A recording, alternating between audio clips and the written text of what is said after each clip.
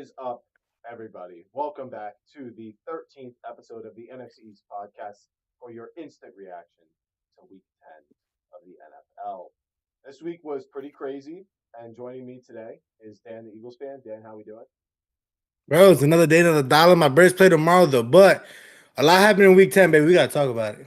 That's right. We had a pretty crazy week, and that started off in Berlin, where the Falcons and Colts went into overtime, but Jonathan Taylor capped off his two-touchdown game with a third in overtime. They could have just simply kicked a field goal, but at that point, it was just easier for them to keep running with JT.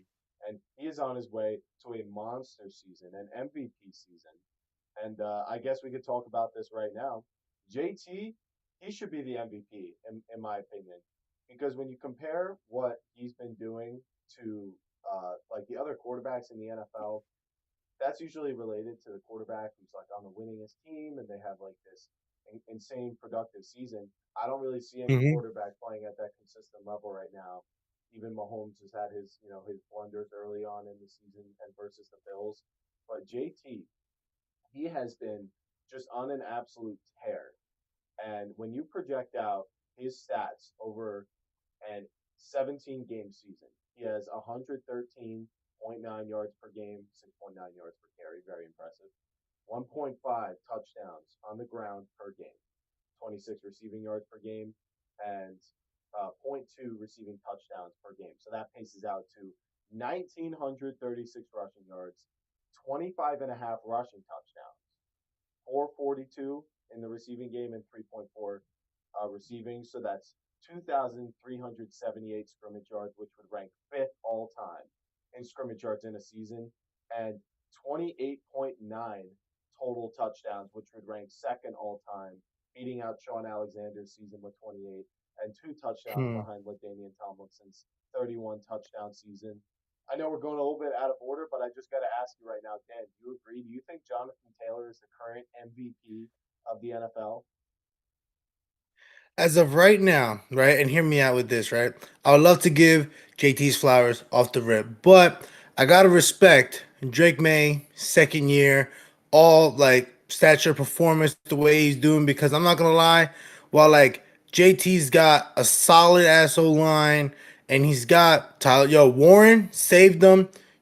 Pierce cooking, every like Josh Downs, Michael Pittman. He's got people, but it's like for the longest time, Scooter, when we first talked about the Patriots, we didn't know their receivers like that besides Stephon Diggs. You know what I Right. mean? We were hesitant about the running backs in that room, and this dude, Drake May, is pulling off a masterclass. So it's like, while I get, JT's got a strong name, a strong run for this personally, and I would love to see that.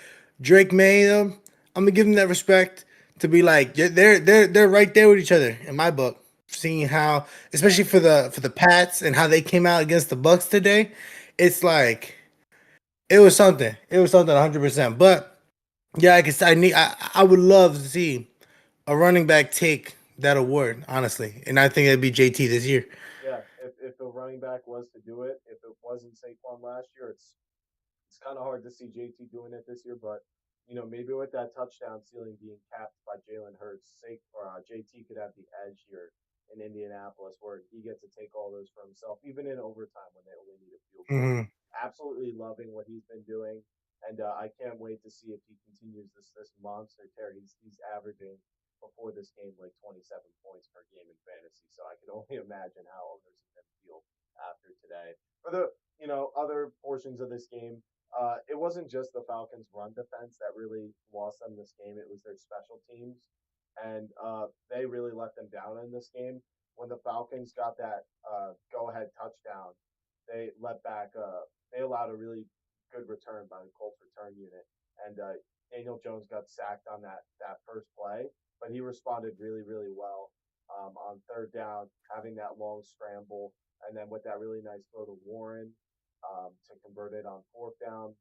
His mouth was bleeding. It was pretty sick to see, but yeah, and then they came through clutch in overtime. Tyler Warren was a big part, having about 100 yards on the day. So yeah, For it sure. was it was a good effort though by the Falcons. I will say I was impressed with what they showed offensively and how they made Daniel Jones uncomfortable. Daniel Jones actually didn't have the greatest game. He had two strip sacks in this game in the third quarter that really slowed it down for their offense. And the Falcons were winning at halftime. So it's kind of crazy that the Falcons lost, but it was really that JT 83-yard touchdown, longest in Colts history, in the fourth quarter with 6 minutes left, that really won the Colts this game. And the people of Berlin now think Jonathan Taylor is the next Adrian Peterson, and he thinks it too. Exactly that. But there was also something that I found to be interesting this game watching it. Raheem Morris in the what's it called, the second quarter. There was actually it was funny because the announcer mentioned it as I was saying it out loud about how um Raheem Morris was holding on to his two timeouts when and letting the clock run when Daniel Jones threw his interception to Jesse Bates, and it threw me off because I'm like, bro, why did you call a timeout right there? Because in reality, like you don't know, they could have called the same play and the same situation would have happened, but instead of having 32 seconds, you got 8 seconds, and then Right. what happened? They got sacked. They're like, oh shit, and they called it a day. It's like the Falcons really could have ran away with it. I just feel like they always lose the minute details in Yeah. their game, which is what makes them lose these games that are like down to the wire. Like, and which is why it's like games when they play the Bills and they follow every single detail they need, they dominate. And it's like it's just upsetting. It's Yeah. just End of half, end of game situations. The Colts were the much better team today, and that's why they won. hmm All right, moving on to our next game. We got Saints at Panthers. And in this one, I thought the Panthers were going to win. Most everyone did. Tyler Shuck on his second start pulls off the win, 17-7 in this game. The Panthers looked awful to me, especially on offense in this game. Where was that run game? And third down with Bryce Young was not good.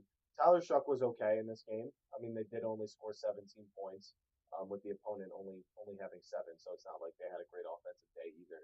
Um, but yeah, overall, my takeaway from this game is just, the Panthers don't look like a wild card team. Like they've had some bright moments this year, but this is a game that they had to really, beat the Saints formidably for me to be, coming away with the impression that maybe they could slip into the playoffs. But now that they lose, do you think there's any hope, Dan, for the Panthers' potential playoff run? Oh heck no! Believe me, like I know we mentioned beforehand, like we like you mentioned like the Panthers are a really good team, but it was like this game here, I guess my pivot point about believing that like statement or not, and it was like, bro, like of course like I was watching Redstone today and watching, yo, what's his face? J.C. Horn got absolutely mossed by Olave on that freaking Yeah, and showed like I ain't gonna lie. Tyler Shaw, yo, that was a dime pass. yeah, Like that that was a was good throw. on the money. Yeah, That was the really, really that was good throw. probably why they won. You know what I'm saying? So it's like it's in games like that, you're getting that done to you by the rookie, which yeah, I'm gonna give him his credit. He sauced today, but it's also like the 1-8 Saints. You know what I'm saying? So it's like, Yeah, um, which in reality, right, makes me think to myself about that Packers game and where they are and how they played the Panthers, or what like, or just overall what happened to the Panthers, kind of thing.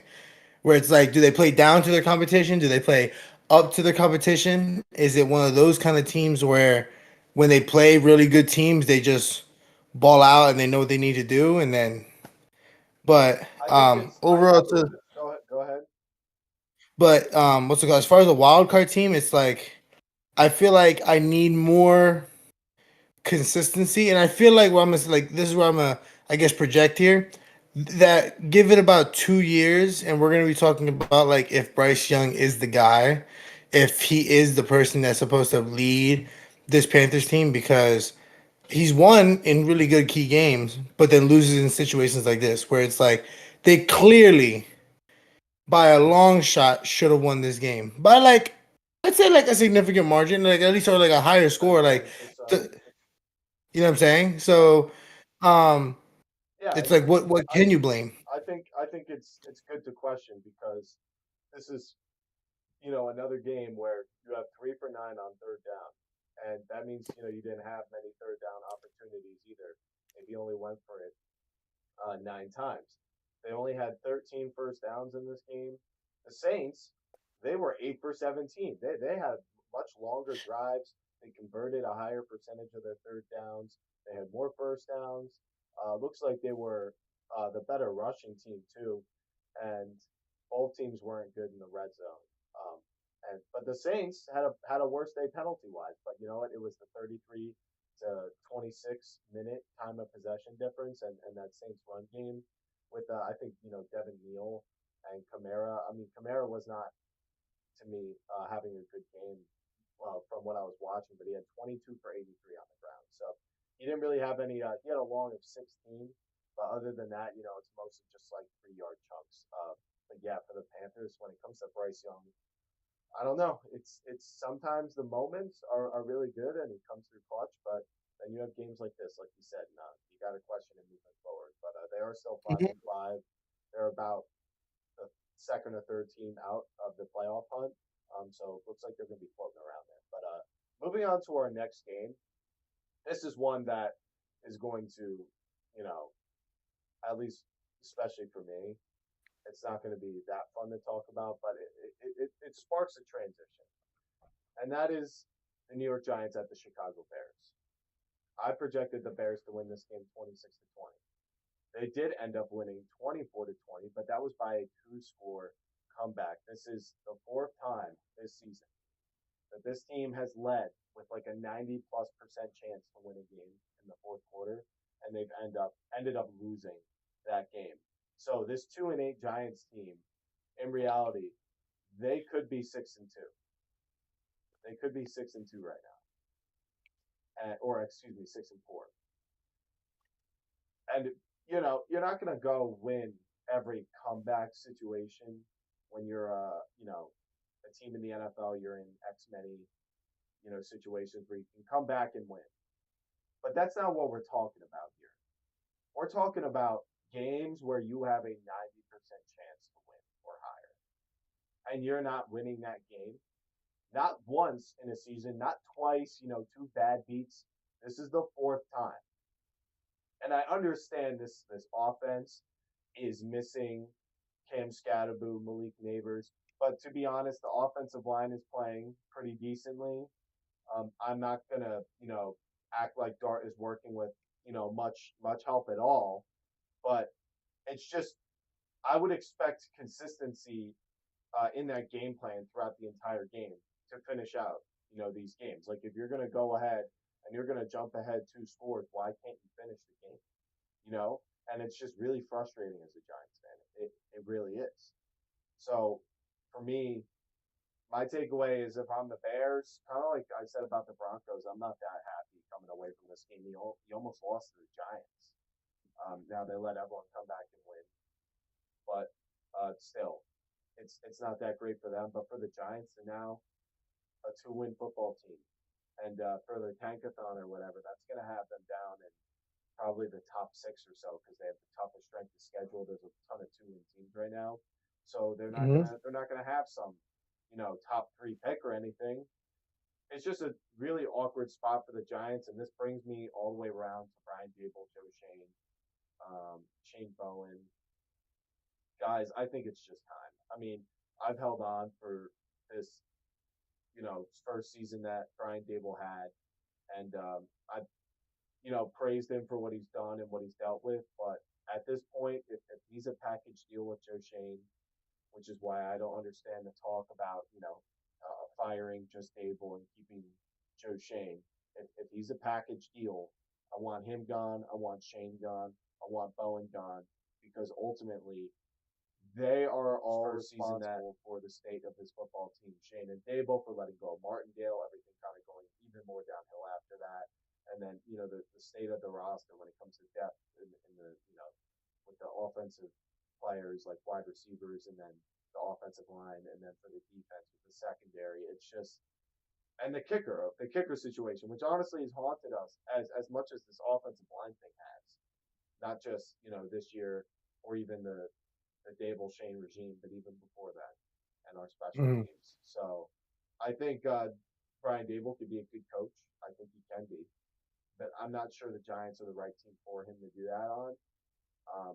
And I'm definitely sure that like this whole regime is not the right regime to move forward with Jackson Dart. Even though they did draft him, I'm convinced Dart is good enough that with his talents and the talent on his defense, I do actually think a head coach would say, hey, this team was in winning position 4 times and they blew those games. This is not the worst football team ever. This isn't like the Jets or the Browns where like they score 10 points in a game. Like this team has been competitive and they just haven't brought it together. And I think some coaches would be excited to take on that opportunity. So this isn't exactly a headline question, but Dan, do you agree? Do you agree that I think Oh, Day bro, should be gone? I I have been saying this since the beginning. I know we talk about like whether he's gonna be in the middle of the season or towards the end of the season, and this is what I'm gonna say, like a bold prediction that I feel like, right. If the Eagles don't go so far, and then we ended up, messing up in the playoffs or whatever the case is, and Dable gets fired, I don't see the shock. And hear me out. Dable coached Hurts back in Oklahoma when he was saucing in the beginning. If Dable lost his job and then came to Philly as a head coach, I don't see the shock. You lagged out a little bit. Um, but if you're saying he went to Philly, I think that would be very effective. I think he could absolutely maximize a guy like Jalen Hurts and use him in a very similar way to Jackson Dart with his legs. Obviously, we see Brian Dable do a lot of creative things with the run game. And it would also just make sense, right? Letting one of your really what seems to be like a good asset, but letting him go to the Eagles to be the offensive coordinator would be really painful as a Giants fan because I would just know it would work out. All right, well, seems like we've lost Dan for the moment, so I'll just quickly remind you guys of the players who had the best day in that game. Tracy was actually pretty good on the ground.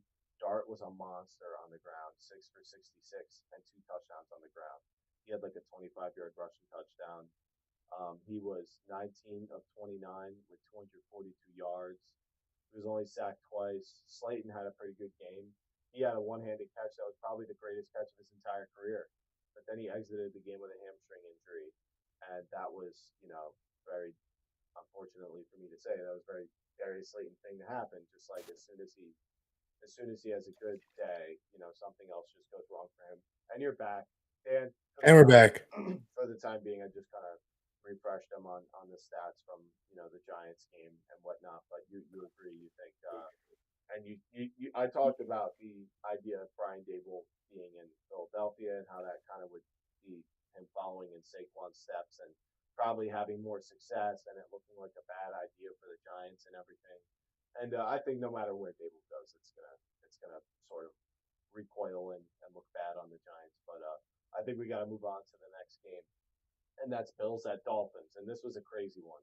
I projected the Bills to win 31-20, and most people had something like that happening, a two-score victory. But the Dolphins come out and win this one 30-13. They got rolled by Achan in this one in the second half, especially. They were in a position where they were making a comeback, but Achan shut the door with like a 35-yard rushing touchdown. It's just a really bad look for the Bills. Jalen Waddle had a nice game too, but this is a divisional loss for them. The Bills are falling to 6-3. The Patriots are now 8-2. The Dolphins are now 3-7 with some signs of life. This offense clearly is capable of having effective football. Uh, be produced and may have lagged out again, but um, yeah, I don't know what's up with this Bills team other than you could just say, well, it's the run defense. They had a weird loss versus the Atlanta Falcons where Bijan Robinson just absolutely tore them up. And now they've had a weird loss against the Miami Dolphins where Devon Achane goes out there and he has a phenomenal game. So for me, if you're looking at that going into the playoffs, you want to be a team that is supposed to be this true clock, you know, control offense, but you don't have the defense that can also stop the run. It kind of goes out. It kind of throws out the window what the whole identity of your team is supposed to be. And this Bills team hasn't been able to execute at a reasonable level of a playoff team to stop the run, and that exposed them. Like I said in this game, in an offense with Tua, having him with whatever he threatens you with in the passing game with Waddle, letting him expose you with that, and then getting hit with the explosive running plays, just not good for the Bills. And then offensively, they had some really ugly turnovers in this game that led to their defeat. And it's just like, how are you supposed to be this Super Bowl team and then you drop a Hmm. game like this? I know it's happened to like every team this year. Every team this year, even in the Super Bowl contenders here, have some ugly loss like this. But now we've seen two from this Bills team in the same fashion. Dan, what do you think is wrong with the Bills? What I tell you, the spark. It's like they get on the hot streak, they're gonna do so good, and then they feel themselves too much, and then we get into the situation where the Bills do just make error after error. James Cook getting a fumble, Josh Allen. I have never seen Josh Allen run the ball on a sneak and then fumble, let alone to the Dolphins. So it's like, like they're a great team, they're all professionals. I understand that, but it's like in moments like that, like that happened against the Dolphins. In against the Chiefs game, this is a 4-5 score game that the Bills get smacked on, and then we sit here talking about why the heck did we vote Josh Allen as MVP? You know what I'm Yeah, saying? It's like where is this game? You know what I mean? Now we see it against the Dolphins and we look at it like what's wrong with him? But it's like so for me, I need like for everybody to really see that like the Bills get momentum, but it's gonna die out at some point. That's why it's like in moments like this, they took L. Now, this next game they play, I bet you watch, it's gonna be a close one. Then the mm-hmm. next one they play, until they play that next like top tier playoff type of team, you're not gonna see the mojo back. Once you see that mojo and they beat that kind of team, just know that next game they playing, they're going up 3-4 scores on them. Their next 7 games is a real gauntlet. They got the Buccaneers, the Texans, who might have Stroud back, the Steelers, Bengals, that should be a win. Patriots, again, Browns, tough defense, but should be a win. Eagles, and then Jets, should be a win. So that's 3 games you should win. But then the other 5, with the way that they've been looking, and when you're talking about that spark of theirs, it seems to really be when they run into that bad matchup, it just resets anything they got snowballing, throughout the season. And I totally agree that it just takes the air out of this team. And whenever they're in a game situation like that, kind of like that divisional round game versus Joe Burrow's Bengals when it was the Mm-hmm. snow, and then inexplicably the Bills just get destroyed. And it was on the ground with Joe Mixon that they lost that game. So yeah, I think the Bills. This is why I don't have a lot of faith in them to win a Super Bowl, just because situations like this. But I can't say the same thing about our next team, and that's the Patriots at the Buccaneers. In this game, I thought it'd be close. I thought it would be close. Buccaneers were 2.5 point favorites. I took them 24-23, so I did give the Patriots to cover the spread, and that they did. They won this game 28-23. And what a massive win for the New England Patriots. You had the Kyle Williams rookie breakout. You had Travion Henderson, rookie running back breakout. You had the Stephon Diggs looking like a prime wide receiver with that end zone touchdown snag. And this is just a Mm-hmm. huge game because the Patriots, what has it been? Their schedule, their schedule, their schedule. The Buccaneers put up a good fight in this game. They might be missing weapons, but Tez Johnson had 2 touchdowns. But New England had the better explosive plays out of their weapons, and part of that was definitely aided by the explosiveness of what Drake May brings to the passing game. I mean, that throw to Kyle Williams was a middle of the field throw, and that allowed a guy like him to utilize his speed that hasn't really been tapped into this season. You know, and as far as the flow of the game, to me, it seemed like it got a little bit close there at the end because they did kind of come out and shut the door with that Travion touchdown. But then you had the late interception. But it is what it is. You won the game. You were in handedly winning position before that, and then it just got a little closer. But this is just absolutely this. They passed the test for me, and this was a huge test to beat the schedule allegations. And we will further monitor it throughout the year. But do they have the best shot to beat the Chiefs in the AFC? Are they Super Bowl contenders? Like genuinely, in Drake May's second year, they're 8-2, and in a three-way tie for first place in the AFC with the Colts and Broncos, and they might be the most matchup-proof type team to go up against the Chiefs in the playoffs. Um, as far as what we've seen from a consistency standpoint. What do you think, Dan? Are they the team in the AFC with the best shot to beat the Chiefs right now? For sure. And hear me out with this. Vrabel, experience versus a Chiefs type of team. Diggs, an experienced receiver playing with frustration against his former team with the Bills, always against the Chiefs. The dark side. But the 100%. But you don't have a quarterback that has gone through those mental challenges and all these mental frustrations and hate from the media around him, kind of exposing, saying, "Oh, why can't he do it? Why can't he do it? Why can't he do it?" Well, guess what? It's just now the pressure if he can do it. And the thing is, it's this is why I feel as if when it comes to this Patriots team, he has the experience around him who knows what the Chiefs are, but not the mental, what's the right word to say, the mental pressure or the mental strain or damage that when he plays against the Chiefs, you're having to sit there in your mind like, my God, they beat me before. They beat me before. Like I I gotta do totally this. I gotta do this. I know exactly what you're talking about. When you go, this is what I said about Daniels last year. Is it's like blissfully ignorant. You know what I mean? Like Yes, you don't know what it's like to get to lose and to sort of have that haunt you as you enter the next matchup. 100%. Bow. That's exactly the best way I can explain it. Which Yes. is why I like this Pats team against the Chiefs Yes. for that And reason. you know why I like it? I like that because that's like a double edged sword when you have a quarterback who's a rookie and has never been to the playoffs. He could either handle that situation really poorly, or he could be like not feeling the pressure because he hasn't suffered the consequence of loss yet. But you know why I have faith in it?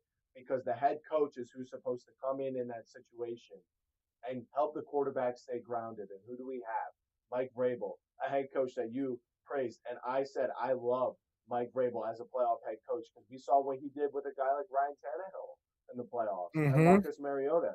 And now you got him and you got Josh McDaniels, a guy who what had Tom Brady, under his wing for years and years and years and years. And now he's working in conjunction with Mike Vrabel. This is such a well prepared team. And I think in the playoffs, they're going to be no joke. And they're in a three-way tie for first place. They might get the one seed for all we know. And with their schedule, I mean, as much as you can sort of discredit the record that they end up getting, they still have a chance to get that home field advantage. And, with the, Foxborough Cold Stadium, that's, I think, going to be huge for them. So I totally think And they, this. Go ahead. and they always say that one of the dangerous things in the world is a man that has nothing to lose, and one of the most dangerous things in the NFL is a quarterback that literally has never had experience in the playoffs. Because guess what? He's gonna throw everything at the wall and see what the hell sticks at that moment. And it's like, yo, like you said, we saw with Daniels. I saw it with Stroud. They had no experience. They just went in there and put up with a performance to shock everybody. And May in this situation, the only thing that sucked about when it came to Daniels is that he had Quinn, but it was in a situation where the Eagles were just the super team to Yeah. really beat. Yeah, I mean, there wasn't really anybody besides Ertz, who was the only person cooking on the Commanders team last year, to be able to go and extend plays and extend drives. Then it came to the Texans, who lost to I think it was the Ravens that year. Mm-hmm. They're D'Amico Ryan, new head coach, C.J. Stroud, Yeah. young quarterback, now That experienced point Ravens blank team. period, That Ravens team was incredible. was incredible, fantastic. But this combination, I'm telling you, I am so You're saying excited how to see there's no clear super team this year. exactly. Yeah, I love that. And this is the year of parity. I would love to kind of go back and look at the end of the season, with after the Super Bowl champ is crowned and whatnot, and really take a look at just how many, situations and moments that were remembered for being just nobody expected this. Nobody saw this coming. It feels like every week there's two games like that, and I think yep, translates to the playoffs where who knows what's going to happen this year. It's going to be very exciting. But let's move on to our next game, where this game was two teams that are hoping to improve their playoff position, and that's Ravens at Vikings. I predicted the Ravens would win 28-20, and they ended up winning 27-19. So I guess I guess that's about as close as I'm going to get to a perfect score prediction. But the Ravens defense looked much better in this game, and not Mike McCarthy, JJ McCarthy certainly looked like this was a defense he had not seen before. At least the style of defense that they run. Uh, his legs were useful at certain points in the game. They were solid, but that's really all that looks great with him right now. It's kind of strange compared to last week and how they look versus the Lions. But it's not just Lamar who's back on this Ravens team. That they got Kyle Hamilton back on the defensive side and lots of players, and they're sort of buttoned up now. We saw this last year, them improve as the year went on.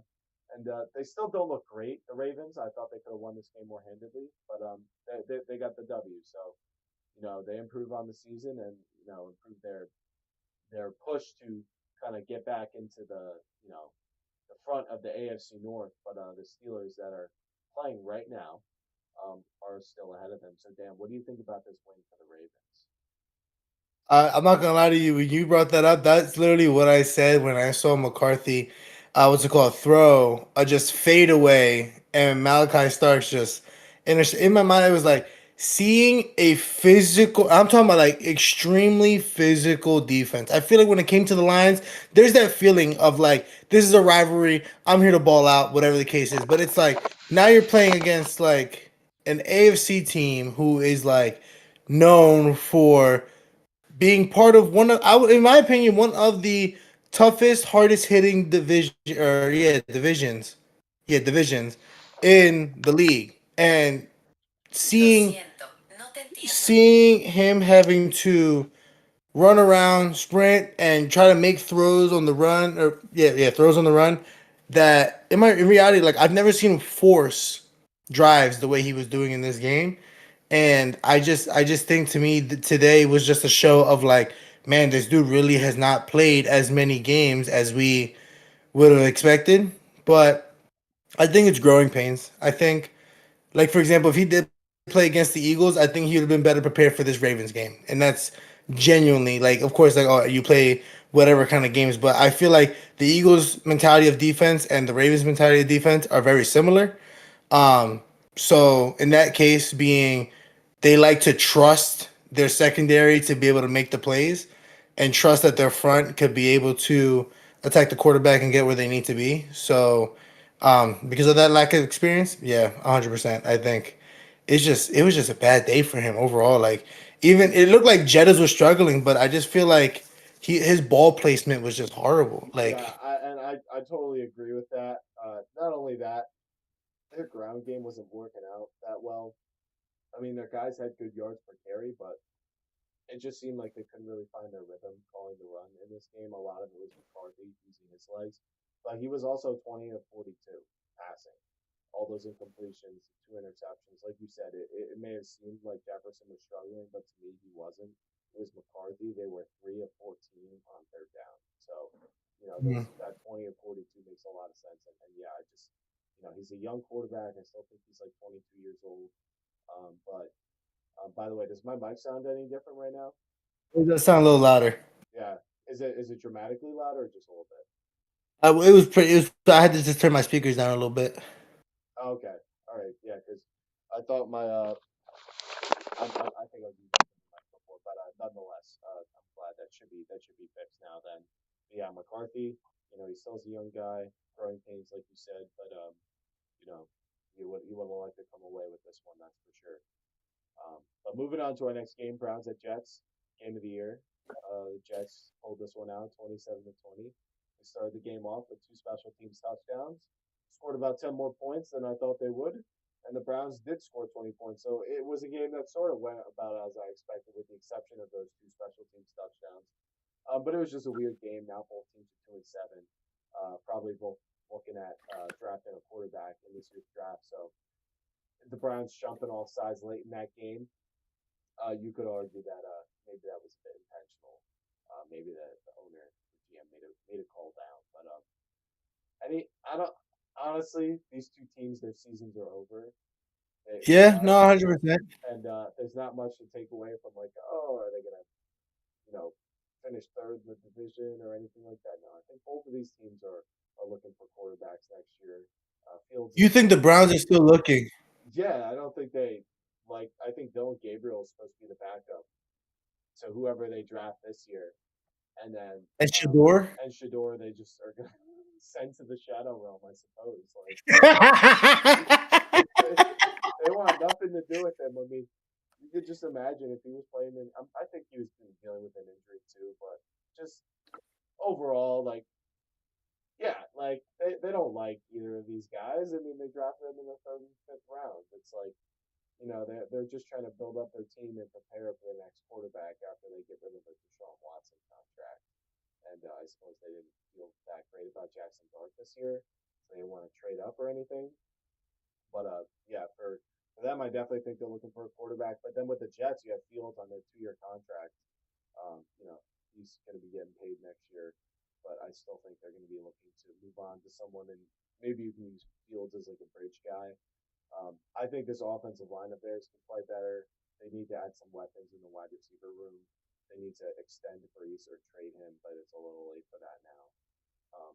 But yeah, I think this game, honestly, there's not too much to say about it, and I would like to just move on to the next one, unless you have some another note to add about it.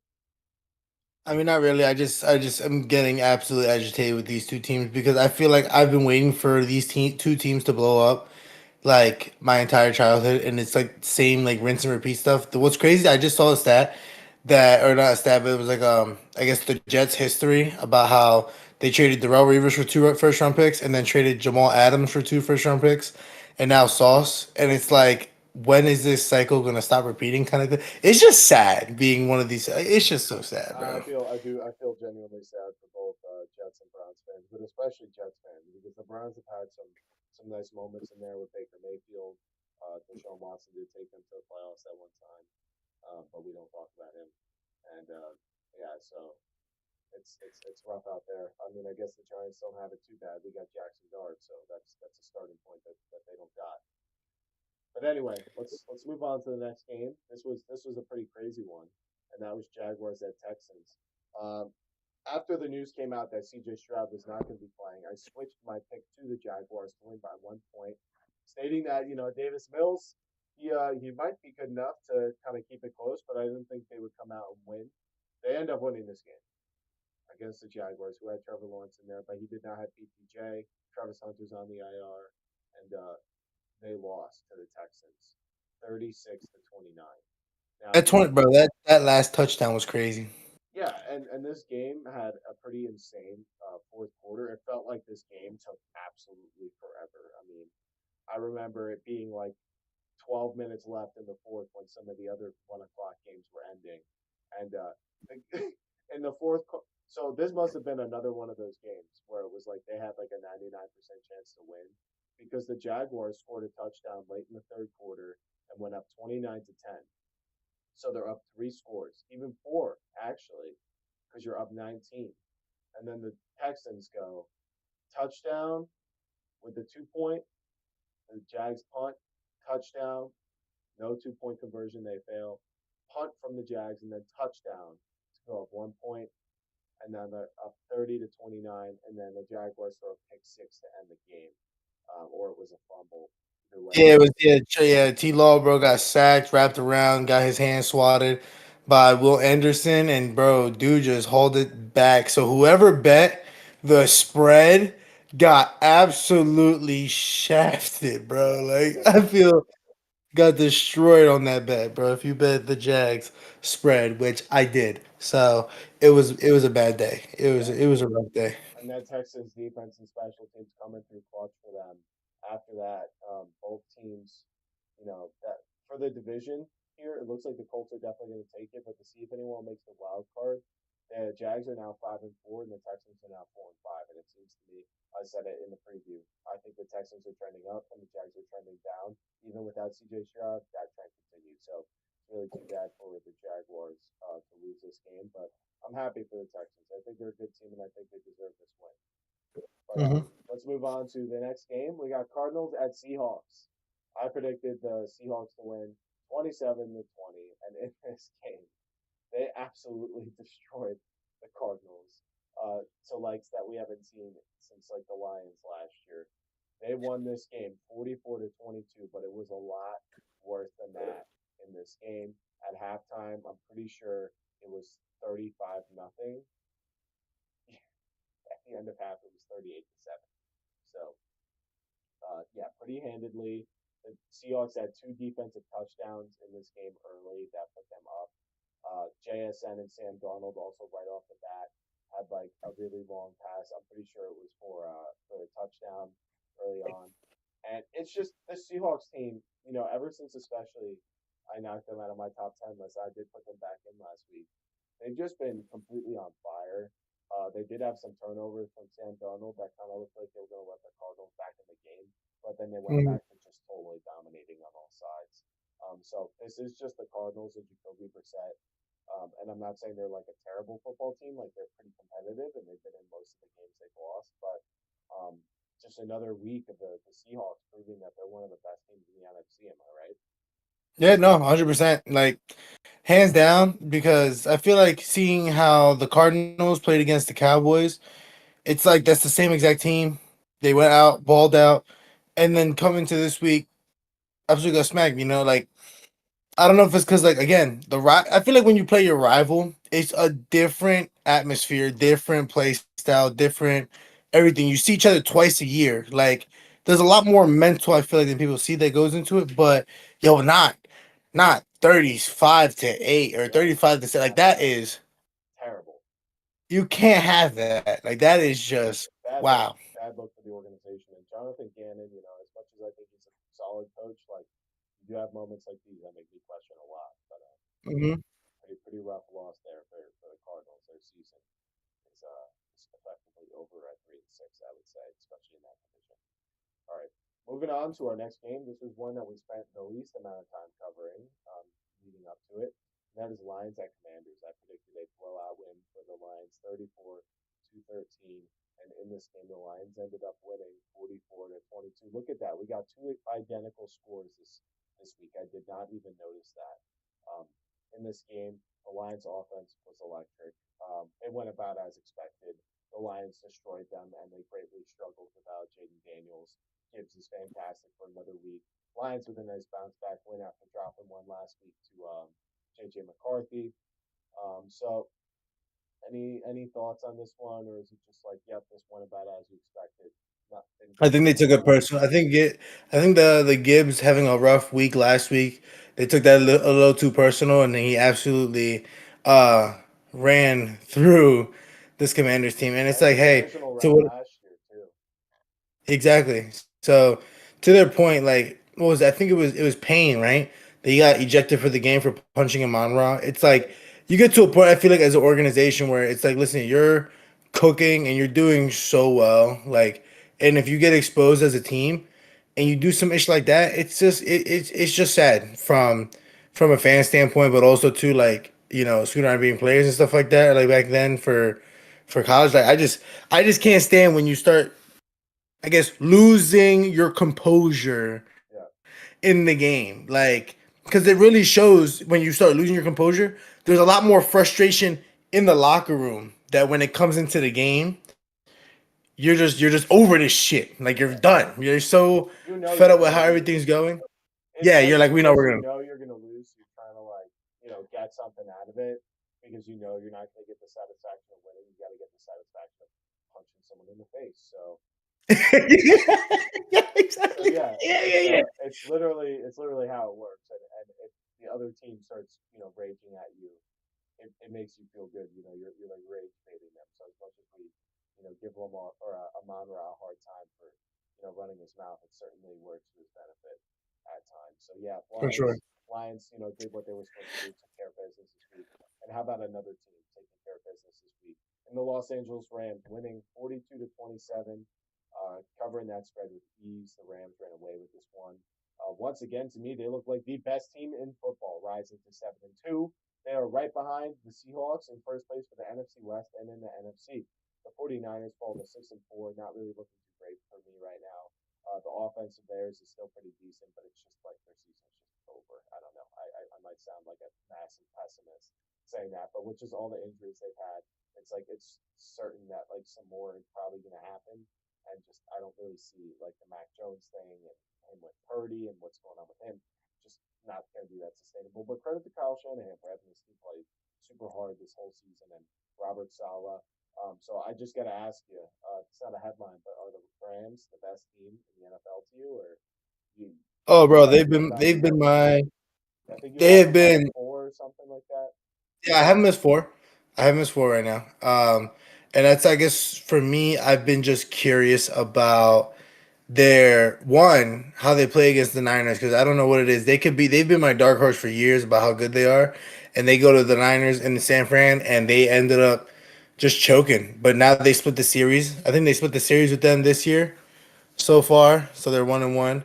Um, with the Niners this year, but Yes. seeing the utter dominance that they had, and listen, the GOAT said it himself, Tom Brady, that they should keep Jones in over Purdy. There, I saw the whole notification on my phone from Fox, and for the GOAT to say this is the better guy, and then they still get smacked, really shows me, hey, this Rams team is no joke. And I'm not gonna lie to you, now that you have two big body guys plus Kyron, plus Corum, and Stafford's experience, bro, it's like this team is dangerous, bro. I It think is I feel like you know utterly what to expect from them. exactly like that's why I feel like that game against the Saints when everybody's like, "Oh, look how crazy!" It's like it's what I expect. You know what I mean? But it was like then when they played the Ravens without Lamar and it got close, it's like, okay, what's going on here? So Puka did get it's hurt like in that game, so I what feel was like that? Puka got hurt in that game, and I feel like Oh, the he other did get hurt. games Yeah. that they were able to prepare for not having him, they did a lot better. I think like Hmm. when I think Sean McVay's weakness is when one of his stars go down and the game plan is clearly like relying on them. That not that he's not a good coach and can't figure it out, but the team, everything about the team is so dependent on those stars like Puka, Kyron, and maybe some offensive linemen. So I'd say just like any other team, though, that happens to them as well. And Hmm. when it is all there, the receiving duo, the running game, Stafford, the line, and McVay, it's like I just feel like they're the best team. I feel like they're a better version of the Colts. I'll take the Hmm. quarterback play over the running. All right. Um, time to check in on the Steelers and Chargers game. The first quarter is coming to a close, and you'll never guess what the score is. Dan, do you want to give it a shot? um 10-3. 10-3. 10-3. Who? I'm gonna go the underdog with the Steelers. Why not? Okay. The Steelers have 3 points. The Chargers have two. There was a safety in this game. What the freak? Yeah, This but is so sad. Herbert has 14 passing yards, and they can't do anything on offense. It seems they added Terrence Steele. Was it through the trade? No, not Terrence Steele. Um, from the Saints. They added their tackle through the trade after Joe Alt was announced out for the rest of the season. Hmm. Steelers, I don't know. I expect them to win this game. It looks like they're doing a solid job. That safety's a little fluky. I still think they're going to come out and win. 24-20 might be a little hard now with that safety messing up the score, but we'll see. We'll see. Um, but other than that, I do want to come back and just quickly talk about Drake May's stats so far because we were talking about him potentially being like an MVP candidate this year. So here are what his stats look like right now. He has on the year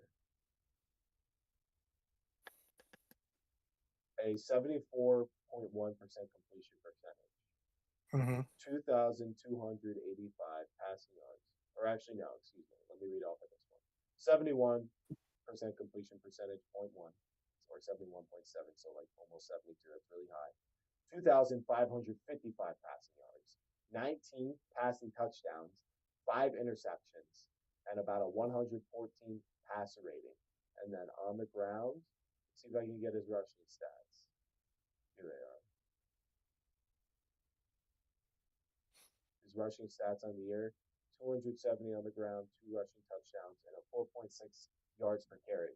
So I haven't projected that out to a full season, but it looks like he's going to break 4,000 passing yards. It looks like he'll have more than I'd say 28 touchdowns. I'd say maybe 30. Looks like it. Maybe like 8 interceptions, and then perhaps 5 rushing touchdowns and like 500 yards on the ground. So he's going to be up there from an efficiency standpoint in wins, though. He could get close enough, but I would still give it to JT at that pace. If he Mhm. got to the point where he might be doing what, say, like maybe Mahomes or something ends up doing, where he could throw like 40 to 50 touchdowns, I think you'd really see the chance of him winning the MVP. But I just don't know if that's going to happen. Um, then that's about it for the Mhm. Week 10 reaction. Is there anything that we missed? Is there anything else you want to say? I mean, man, it's really hard. You know, what I mean, the Bears play tomorrow, so I'm definitely gonna be locked in for that. My dudes, just check it out. Believe me, like I'm really curious. Tomorrow's gonna answer a lot of questions for me, and I feel like the whole league so far, watching these next couple weeks, is gonna show everybody kind of where the playoffs and what the playoffs are really gonna look like. But besides that, not really much. So, guys, thank you for showing up. Thank you for showing out, guys. Come back Tuesday just to hear our predictions, our thoughts, everything else in between. And guys, we're gonna catch you in the next one. That's right. I'll see you guys in the next one.